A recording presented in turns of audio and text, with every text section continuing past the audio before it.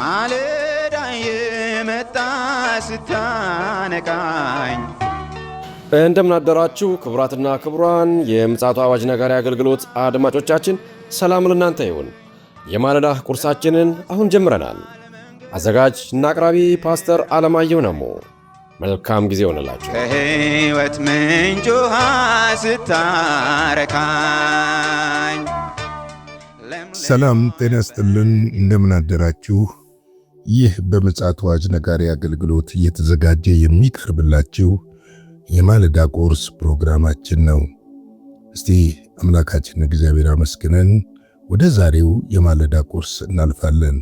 የዘላለም አምላክ እግዚአብሔር ሆይ በጌታ በኢየሱስ ክርስቶስ ስም ስለዚህ ድንቅ ማለዳ እናመሰግንሃለን። ስለ ምሕረትህ፣ ስለ ቸርነትህ፣ ስለ በጎነትህና ስለ መልካምነትህ ሁሉ ክብር ምስጋና ለአንተ ይሁን። እግዚአብሔር ሆይ እናመሰግንሃለን። አንተ ትልቅና ድንቅ ኃያልና ብርቱስ አምላክ ስለሆንክ ተባረክ። ቃልህን ባርክልን። ሁሉ ለስም ክብር ይሁን በኢየሱስ ጌታ ስም አሜን።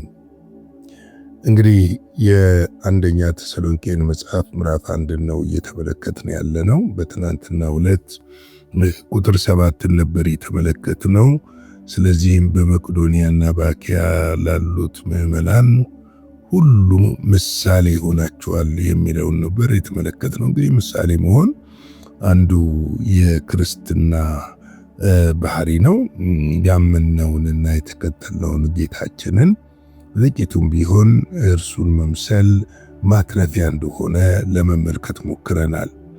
የምንሰብከው፣ የምናስተምረው፣ የምንናገረው፣ የምንዘምረው ሕያው የሆነው የእግዚአብሔር ቃል በሕይወታችን ሊገለጥና ሊተገበር ይገባል። መናገር ብቻ ሳይሆን የምንናገረውንም ደግሞ በምሳሌነት ለሰዎች ሁሉ ልንገልጠውና ልናሳየው ያስፈልጋል። ሰዎች እኛ ሲያዩ ለሰዎች ሁሉ የሕይወት ሽታ ሆነን ልንገለጥ ያስፈልጋል። የሞት ሽታ ልንሆን አይገባም። ሰዎችን ከቤተ ክርስቲያን የሚያስወጣና የሚያባርር ነገር ልናደርግ አይገባም። የጌታ ልጆች ከሆንን አባታችን ቸርና ሩሩ መሐሪ፣ ጻድቅና ቅዱስ ሕያው እንደሆነ ሁሉ እኛም ደግሞ የሱን ምሳሌ በምድር ላይ በመግለጥና በማሳየት ሰዎችን ሁሉ ወደ ክርስቶስ ኢየሱስ መንግሥት ልንጠራ ያስፈልጋል እላለሁ። እንግዲህ በዛሬው ዕለት ደግሞ ቁጥር 8ን እንመለከታለን። አነበዋለሁ። በቅድሚያ ከእናንተ ወጥቶ የጌታ ቃል በመቄዶንያ በአክያ ብቻ አልተሰማም፣ ነገር ግን ማንም እንዲናገር እስከሚያስፈልግ ድረስ በእግዚአብሔር ዘንድ የሚሆን እምነታችሁ በሁሉ ስፍራ ተወርቷል። እንግዲህ እነዚህ ትናንትና በተመለከትነው መሰረት መልካም ምሳሌያቸው ከነሱ ብቻ ጋር አልቀረም።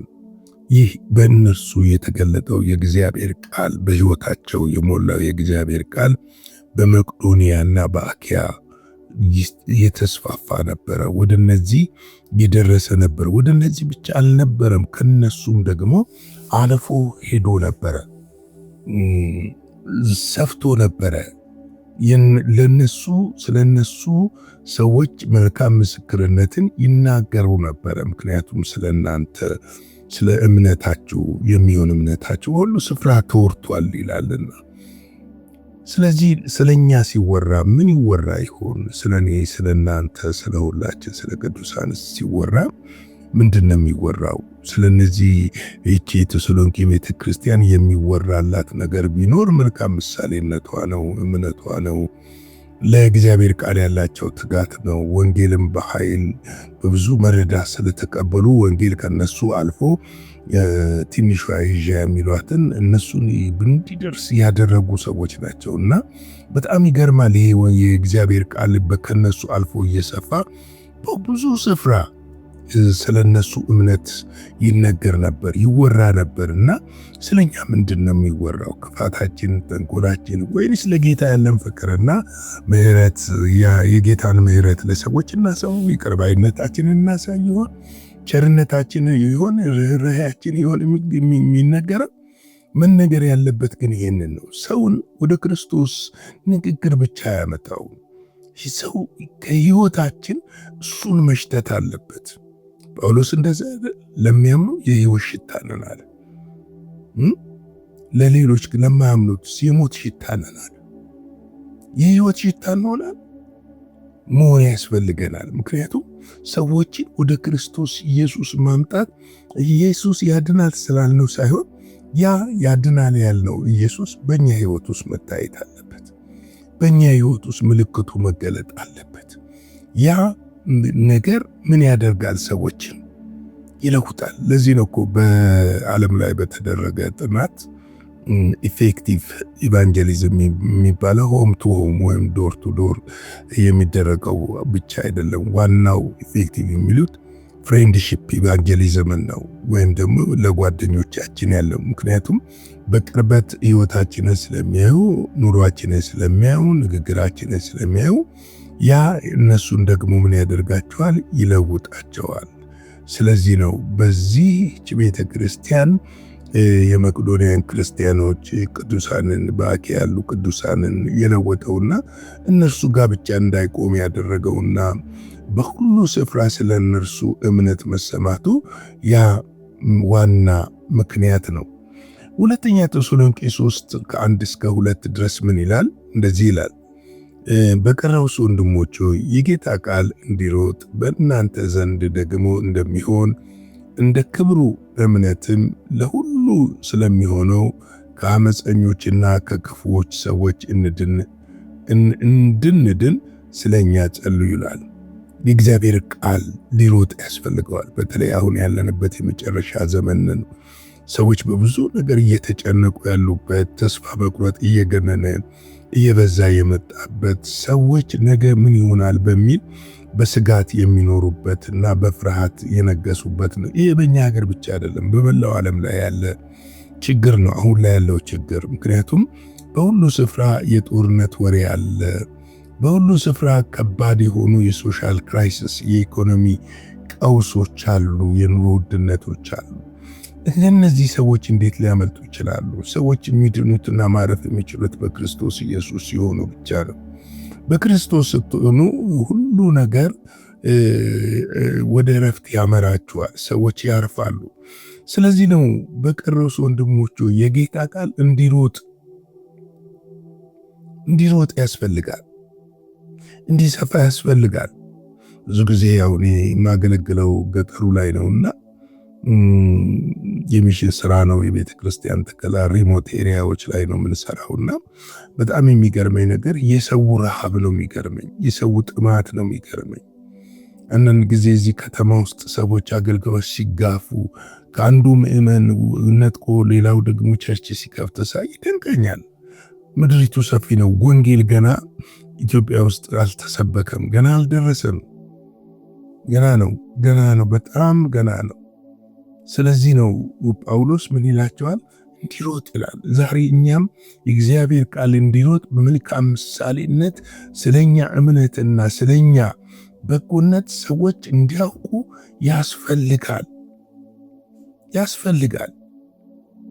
ወንጌል እንዲሰፋ ያ ነው የሚያስፈልገው። ሮሜ 1:8 ላይ ደግሞ ምን ይላል? እምነታችሁ በዓለም ሁሉ ስለተሰማች አስቀድሜ ስለ ሁላችሁ አምላኬን በኢየሱስ ክርስቶስ አመሰግናለሁ። እምነታችን ለሰዎች መሰማት አለበት። ክፋታችን አይደለም ለሰዎች መሰማት ያለበት። ጥላቻችን አይደለም ለሰዎች መሰማት ያለበት።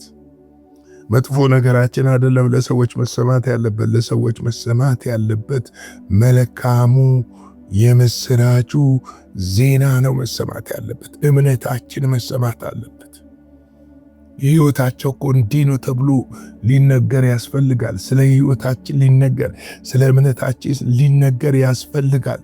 ሰዎች የክርስቶስን ኢየሱስን ጉድ ኒውስ መልካሙን ዜና የምስራቹን መስማት የሚችሉት እኔና እናንተ በሚኖረን የህይወት ስታተስ እንደሆነ ልታውቁ ያስፈልጋል። ወንጌል እኔን ካልለወጠ እንዴት ነው የምነግረው ሰውዬ ይለውጠኛል ብሎ የሚያስበው? የኔን ባህሪ ካልገራ እንዴት ነው ያኛው ሰውዬ ባህሪዬን ይገራዋል ብሎ የሚያስበው? ወንጌል ይለውጣል። ብዙ መናገር አልፈልግም፣ እኔ ምስክር ነኝ። ይለውጣል። ስለዚህ ነው ጳውሎስ ለነዚህ የሮሜ ሰዎች እምነታችሁ አላቸው በምድር ሁሉ ስለተሰማ፣